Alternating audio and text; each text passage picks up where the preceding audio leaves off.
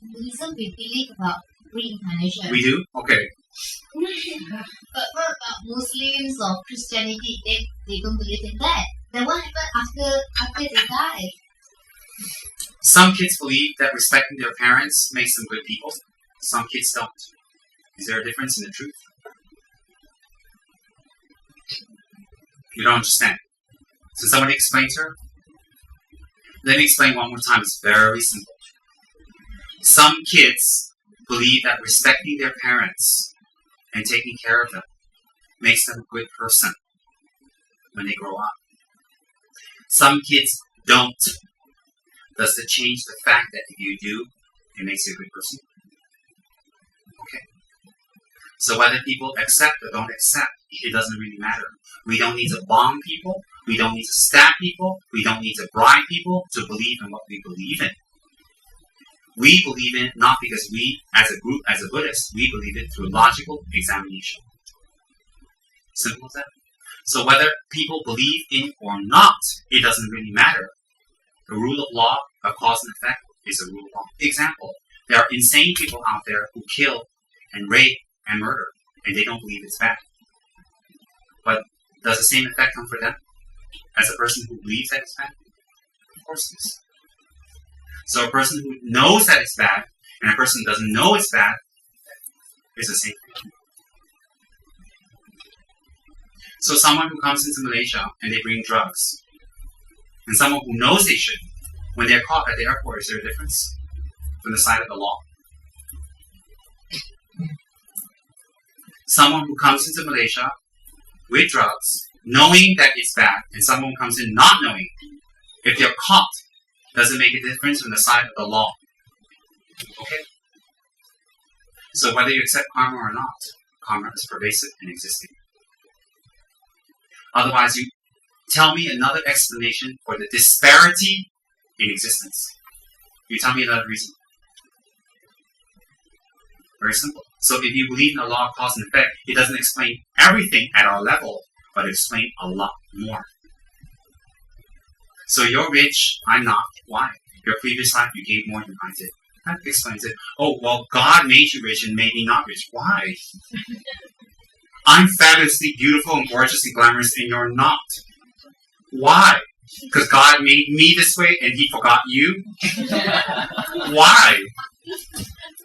Doesn't make sense to me, right?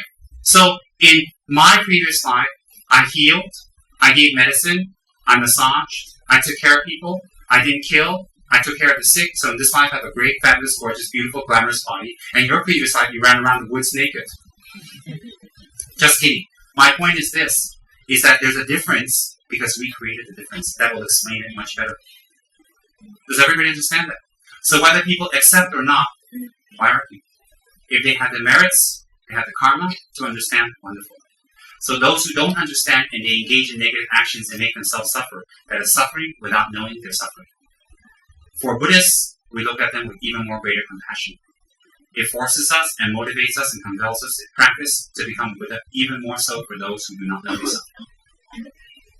Very simple. That's why, as I've always mentioned before, in the history of Buddhism for 2,500 years, from day one till now, there's never been a war in the name of Buddhism or Buddha, ever. Why is that? Even today, you don't hear any conflict with Buddhists anywhere in the world. Anywhere. You can blow up those Buddhas in Afghanistan. Buddhists are right in and say, don't. You don't see anybody harming anyone. Why? Because they believe in the law of cause and effect. It gives you mental strength. See, the difference in Buddhism, in the belief in cause and effect, is it makes you take responsibility. It doesn't blame it on the outer force. Oh, it's God. Oh, it's them. It's this. It's that. It's yourself.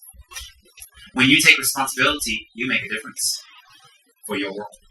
If you keep blaming others, oh, they made me this way. It's that person. It's him. It's her. They didn't explain to me. They don't understand me. I didn't get to talk. Always it's other people's fault. You always suffer. Because you keep blaming other people. You make a difference. You change yourself. That's the key.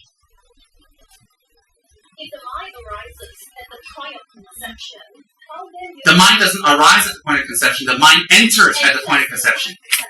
But how to explain about conception through IVF and embryos being frozen? That's not your mind. Frozen embryos, IVF, your mind just enters. It's the same thing. Whether you're conceived in a lab or you're conceived in a womb, that is the physical basis for your mind to enter. So it doesn't matter where your mind enters. Example, you can enter into a dog and be a puppy. So how you're conceived physically doesn't matter. Doesn't matter at all. Your mind can still enter. Therefore, clones don't have the same mind. They have different minds. Different minds. Could you please explain the relations between deja vu and the subtle mind, and whether it's a flashback of the past or a preview of the future or the messages? Okay, messages. You're gonna have to see white noise. I'm just kidding. All right. Very easy. Deja vus can be memories of what we've done in a previous life, so when we do it again, it's like, oh, deja vu. Or they cannot be. It might be just like a dream.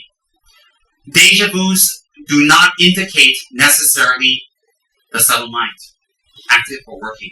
Deja vu is familiarity with something. Example, if you like to do business a certain way, if you're interested in arts or music, that is not deja vu. These are perhaps things that you've done in previous lives that you're very familiar with. So that's not necessarily deja vu. So deja vu is a familiarity with something we've done in a previous life. And it doesn't necessarily point at, my subtle mind's opening. It doesn't necessarily mean it's a message. The message in spirituality is this. You don't need Buddha Shakyamuni on the cloud coming and telling you. The message is this. Benefit others as much as possible without motive. Develop that state of mind. That is the message. How much we can do that, all these other things will arise. Clairvoyance and knowing things, all that will arise.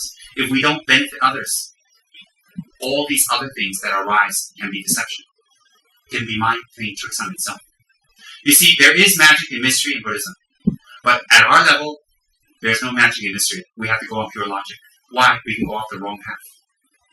You don't want a bunch of people coming here to learn shamanism. We teach you rituals and how to see your previous life, astral travel, burn wet blanket, melt wet snow in the Himalayas. We don't want that. What we want right now is, Rinpoche, tell me what I need to know about Buddhism and why I should practice to change my life.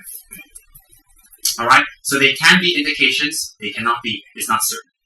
The person get a rebirth immediately?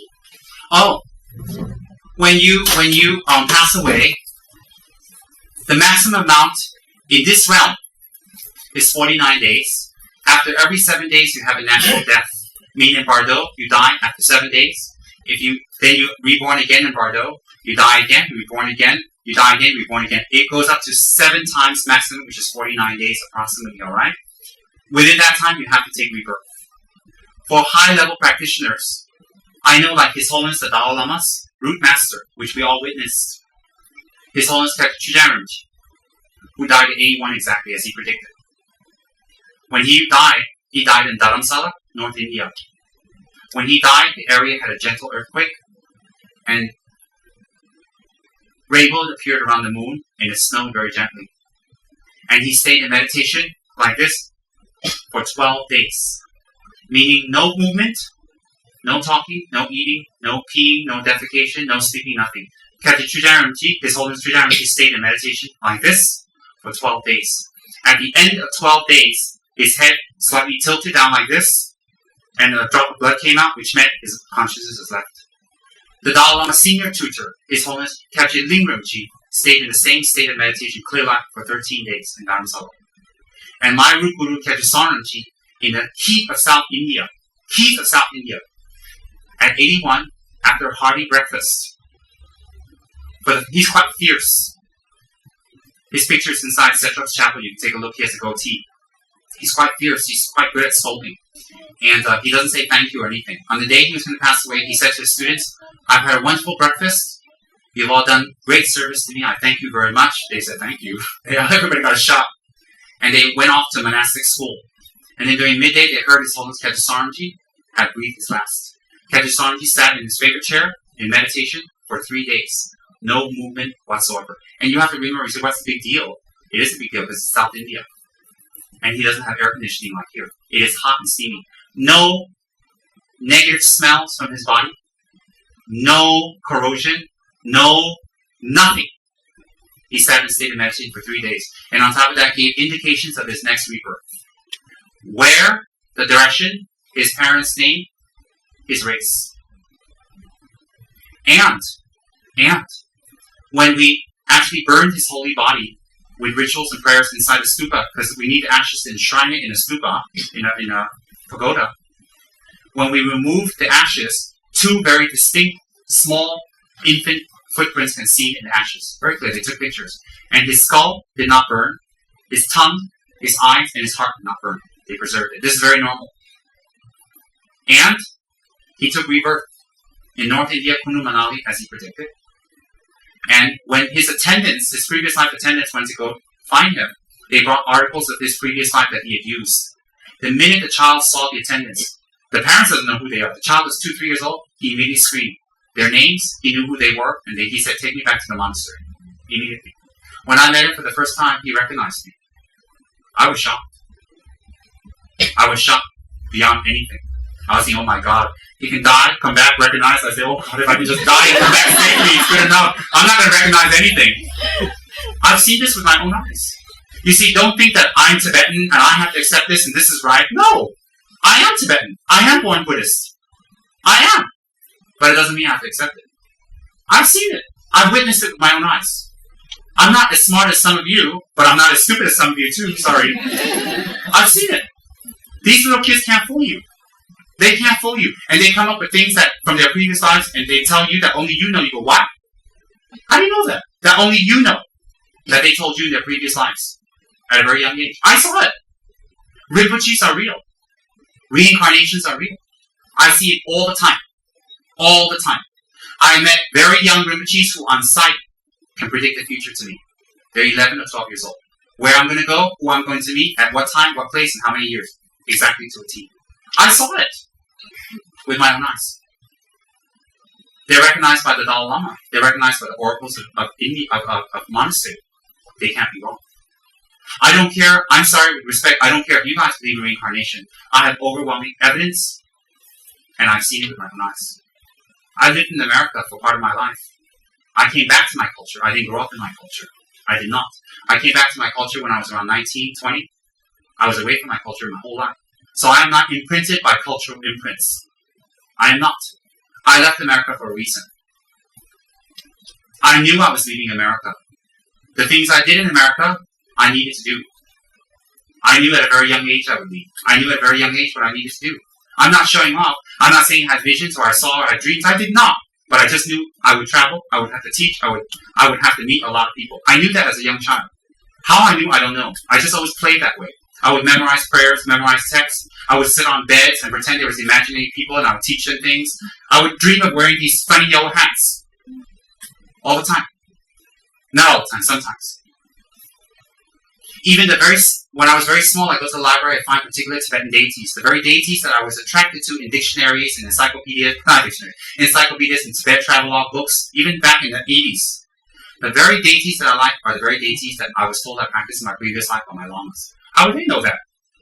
I mean, Tibetan pantheon deities are hundreds. I have overwhelming evidence for myself. People look at me like I go party, I have fun, I have this, I have that.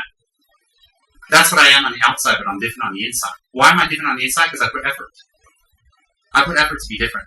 Not to be different, but to not become worse. I put effort for the last 20 years. The last 20 years I didn't have fun. I didn't go to discos. I didn't run here. I didn't run there. I didn't go business. I didn't do this, do that. The last 20 years I was in a monastery. I taught. I raised funds. Meditated. Stayed in months and months of retreats. That's what I did for the last 20 years. I am different today because I put effort, not because I'm a miracle maker. No. I made effort. So, I saw these things. I witnessed it. I'm not telling you some miracle tale. Whether you believe me or not doesn't really make a difference, doesn't affect me because I saw it. But I gave you today a discourse on the logical workings behind it. All of us are reincarnations. It's just what we did in our previous lives. It's very, very important to know. Okay?